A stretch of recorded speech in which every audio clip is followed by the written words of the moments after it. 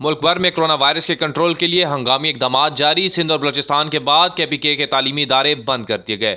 आज शाम 5 बजे सलामती कमेटी के वज़ीर-ए-आज़म के ज़ेर सदारत इजलास में सरवर चीफ, वज़ार आला समेत अहम अफराद शरीक होंगे। मामूल से ज़्यादा दावतनामे जारी। हंगामी हालात और इकदामात की मंजूरी दी जाएगी।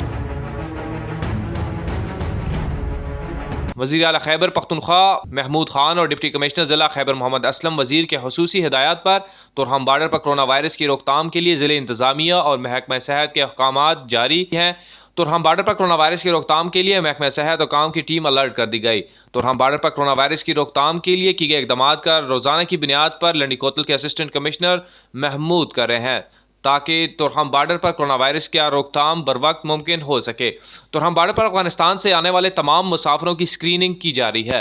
दूसरी तरफ खैबर पख्तूनख्वा हुकूमत ने कोरोना वायरस के महकमा खतरात से बचने के लिए टास्क फोर्स तश्कील दे दी है, जिसकी सरबराही वज़ीर आला महमूद खान खुद करेंगे, जो काबीना को कोरोना वायरस के तदारुक के हवाले से तजवीज़ देंगे। खैबर पख्तूनख्वा में अब तक कोरोना के 27 मुश्तबा केसेस सामने आए हैं, जिनमें से 24 क्लियर दे दिए गए हैं।